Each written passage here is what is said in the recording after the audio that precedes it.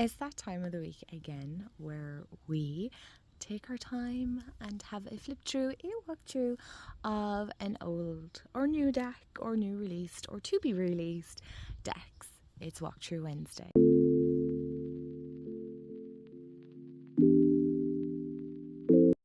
Hey everyone, and welcome back to my channel, or welcome to my channel if you're new. Hi, I'm Amanda, and as you can see, we're actually outside. We're doing a Walkthrough Wednesday outside, which here in Ireland is very rare that we get such phenomenal weather, and you can bet that I'm going to take full advantage without being too directly in the sun. Now, as you can see, the sun is coming around. It's actually evening time when I'm recording this because it's a little bit cooler, because it's hot today. It's the first day of really hot weather that we're actually getting this month, so possibly by the time you see it, it'll probably be raining again. So I'll be living vicariously through these videos going, oh, do you remember this time last week or 2 weeks ago when I was sitting outside doing Walkthrough Wednesday?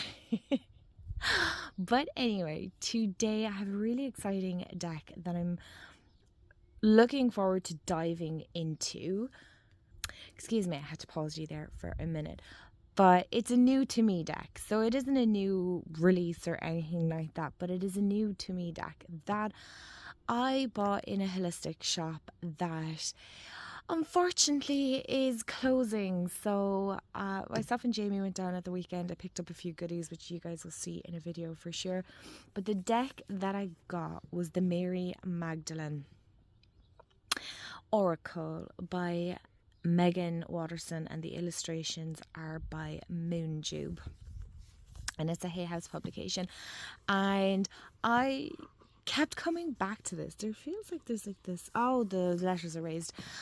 I kept coming back to this every time because they only had like few decks left, so this one kept drawing me in. So I had 2 decks and it was between which ones, because holistic shops can be quite expensive to buy decks from. But this is the one that I kept coming back to. So the Mary Magdalene Oracle is a vision of radical love that formed long before Christianity became a form of religion, long before Mary's gospel was excluded, destroyed and buried. It's a vision of beloved community that risked their lives to recognise each other as equals, innately worthy of love, no matter their status within the Roman Empire. And it's about a vision that Christ gave to Mary to give to us then and now, to see less of the ego and more of the eye of the heart. In this stunning oracle, Harvard-trained feminist theologian, I hope I pronounced that right, Meggan Watterson, leads us through Mary's lost teachings to integrate the profound love from her gospel into a daily spiritual practice. So I got this for about €28. I'm sure you probably can get it on Kenny's or wherever else that you buy. As most of you know, Kenny's is my new book depository, so that's kind of, if I can get it there, I'm getting it there, because they're an Irish independent bookstore. So I try and buy it off them as much as possible. So like I said, it's a Hay House. It comes in this 2-piece box. I love when this is cut out here, because as somebody who is kind of fanatical about her nails, by the way, hello, we're matching. So the reason I picked up this deck was it actually triggered a memory of a book that I got many years ago, have not read. That's nothing new. I'm going to move this candle out of the way. And I got it in the charity shop. It's the Magdalene Legacy by Lawrence Gardner, and it's the Jesus and Mary Bloodline Conspiracy, so revelations beyond the Da Vinci Code. So I don't know if many of you remember many years ago when the Da Vinci Code kind of became super popular and created this whole stir about how Mary Magdalene was Jesus's wife, and there's a bloodline to Jesus Christ and all that. It's fascinating. I kind of fell down that rabbit hole many years ago. Oh my gosh, hold on, I need to pull this a bit closer because this is a bit difficult to open. Okay, so here is the inside. So this one is Love Has Already Won. How beautiful is that? So as somebody who grew up in very Catholic Ireland, probably not as religious as my parents, but still religious all the same, we were obviously taught all the wrong things about Mary Magdalene, let's be honest. She wasn't given a great depiction in Catholic schools. I know if I was to ask the nuns, I know exactly what they would say. So as somebody who's quite spiritual now and likes to look at these from more spiritual point of view, it's very, what's the word I'm looking for? It's very heartwarming and, oh, I can't think of the word. It's really beautiful that Mary Magdalene is getting the proper appreciation that I feel like personally definitely deserves. So we have our guidebook here, which is a standard Hay House guidebook. I'm just going to push the cards up here for a second. So Meggan Watterson has done Mary Magdalene Revealed, the Divine Feminine Oracle, and How to Love Yourself and Sometimes Other People. So that's interesting. I'm definitely going to look into these. I feel like that one would be super cool to look into. So we have our introduction, the Mary Magdalene Oracle, works cited, about the author and about the artist. So we have a dedication. I'm so sorry if you can hear Frankie. She's like pleading to get out, but it is honestly too hot outside for her little toe beans, and I'm absolutely terrified she gets scorched in the sun. So no, it's for her own safety that she stays inside where it's cool. So her intention is to distill the secret teachings from the Gospel of Mary into a personal spiritual practice. I want us to be able to apply the ancient wisdom Mary shares in her gospel to our everyday life. That's really cool. So we have the Gospel of Mary, which is never talked about, and I'm pretty sure if you were to say it now, hold on one second, I must actually check on her. Okay, I bribed her with some snacks, so she should be okay. So we have about Mary Magdalene, the 7 powers, intersectional feminism, soul voice meditation, radical trust. I need to take a drink. Why didn't I do that before I record it? Yeah, my drink is covering where the umbrella is. The vision of this oracle. And then we get into the oracle. And then you have the first power, darkness. Darkness makes vision possible. Oh, is this... Oh, these are the cards. Okay, so we don't have any... What's the word I'm looking for? Pictures of the cards, which is kind of standard for Hay House. And we have like a little key phrase, so that kind of goes through. Did I say how many cards are in this? No, I can't tell you how many cards are in this because it doesn't tell me how many cards are in this.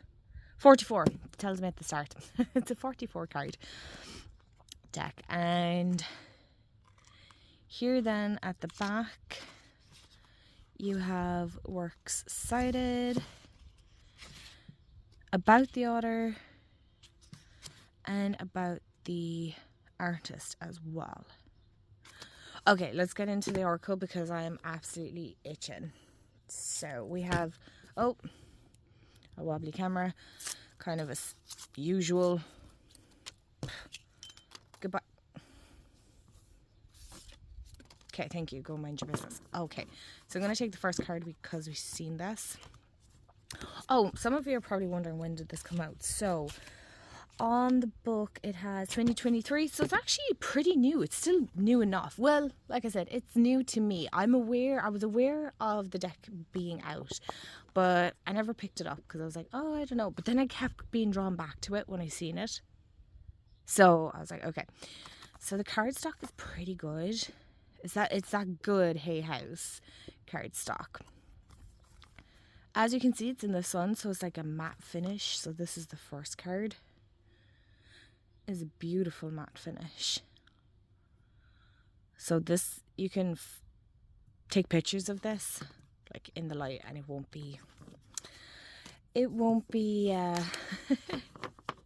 all glossy and whatnot. I like the design on the back. Okay. So again, I am aware that this deck will be for some and not for others.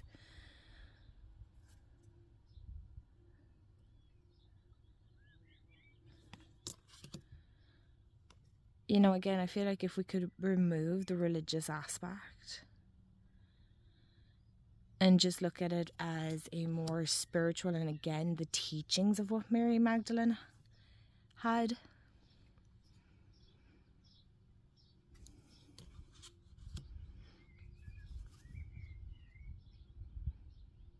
I am a body and a soul. Ooh.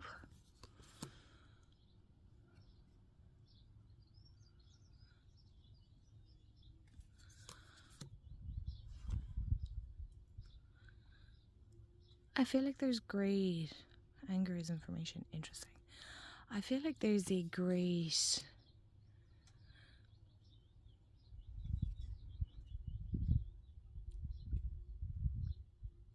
deep sense of knowledge within this. There's this wisdom, there's this acceptance as well.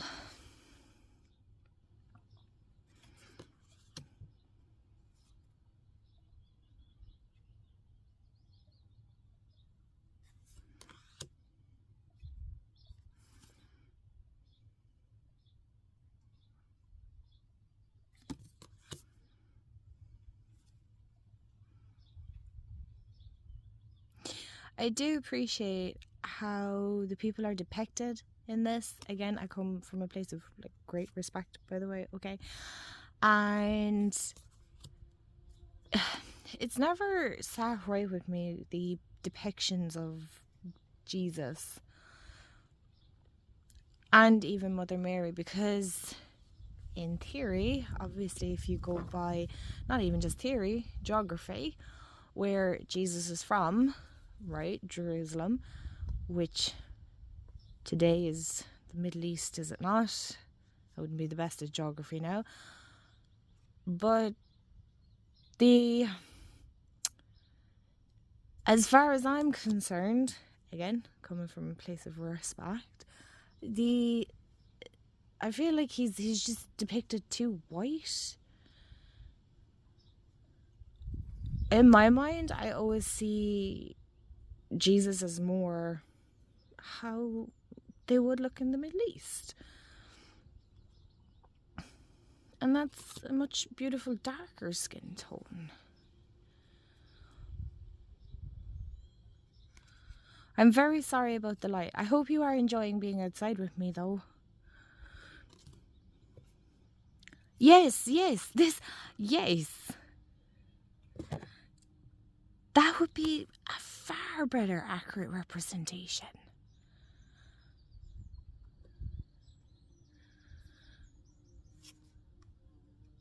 Yeah, that would be exactly. Well, close to. Close to how? The grass. Faith, hope, and love endure. Again, I'm sorry about the shadows. I hope you can look past it and still enjoy the deck all the same. I just really want to be outside and enjoy the sunshine because I want to sit with this deck. But I wanted to walk through with you guys first before I dive into it and sink my claws into it, because there's just something profoundly beautiful about this.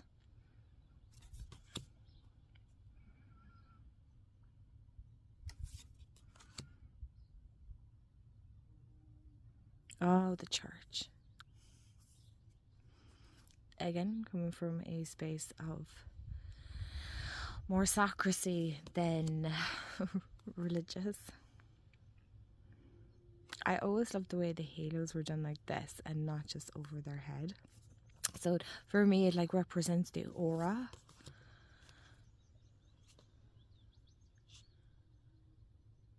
Yeah, I wonder, does that touch upon, let me just look in the book, does that touch upon like the lineage of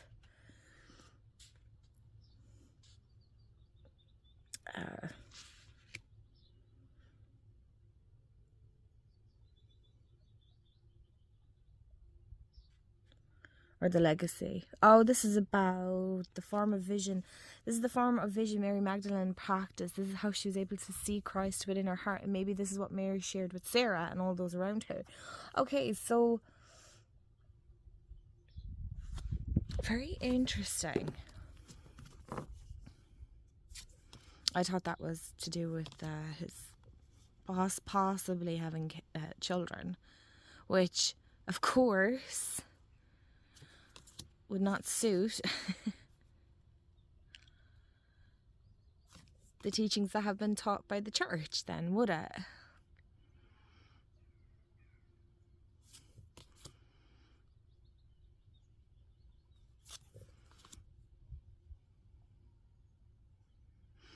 See, this would be more fitting for the resurrection. Isn't this so fitting, actually? Oh my gosh, my brain just made connections here. When I did my pendulum video, no, this isn't a shameless plug. I'll link it below, okay? A very kind viewer asked whether Jesus was alive. And so they had asked that question and their pendulum said no. And when I asked my pendulum said yes. So very interesting. Now, Heidi left a fantastic comment. Do go check it out. And how the whole thing about Jesus and how he was more like a wise teacher than he was how the Bible is depicted, like the Son of God, etc., etc. Again, we're just here having an open conversation. But the guy that wrote about him, Joseph, said that the people claimed that he, you always have this like in 3 days later, he resurrected. But this would make more sense that the ego dies and the soul rises when it comes to the resurrection. So maybe that was more about the teaching of Jesus's death was not just in vain, but that his messages would rise and get to the people. That would make more sense, would it not? Interesting, but it's interesting how these two are intertwining. Oh, I love connections and synchronicities like this. So here you are, you're getting a bit of an insight of how things kind of work for me and how I connect things and how, it flows. It's very interesting.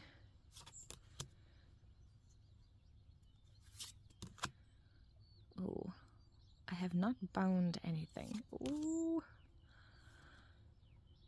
I like the art style. I wasn't sure.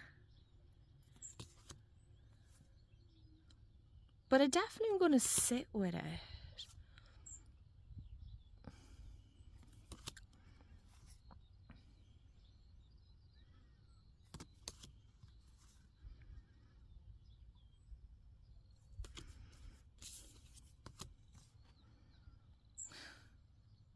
Because that's it, isn't it? Jesus seen Mary exactly as she was. And isn't that what divine and true love is? Seeing somebody just as they are and accepting them regardless. Okay, let's shuffle these up. Okay, so let me adjust you guys there. Overhand shuffle is nice. There's like a good flex in the cards.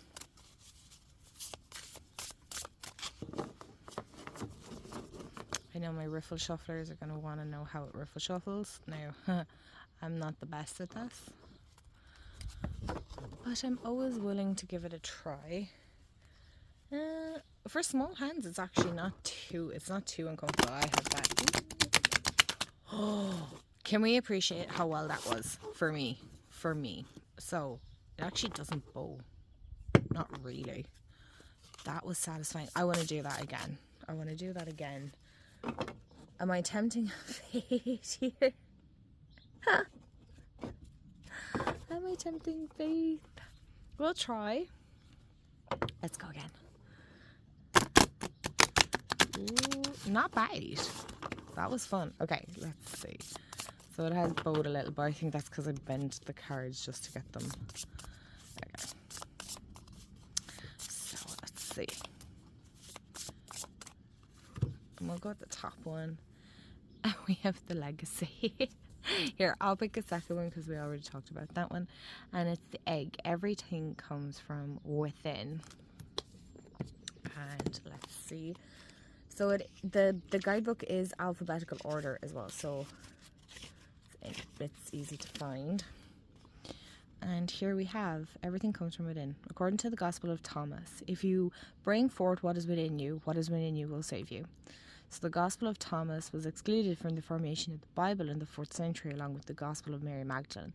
The emphasis in the Gospel of Thomas is similar to the spiritual path revealed in Mary's Gospel of uniting the self and the soul, of becoming fully human.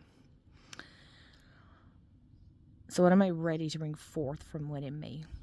And here, if you want to take a screenshot. Anyway, my loves, thank you so much for hanging out with me and experiencing this deck with me. I'm really excited to actually work and use this deck. I don't even say work. This feels more like a connection, something that has been a long time coming kind of a thing. So let me know your thoughts. What do you think? Do you have the deck? Do you not? Would you get it? I'd love to hear your thoughts below. And as always, I hope you have a wonderful day, afternoon, evening, wherever you are in the world. Remember, stay magical, and I'll see y'all in the next video. Bye, guys.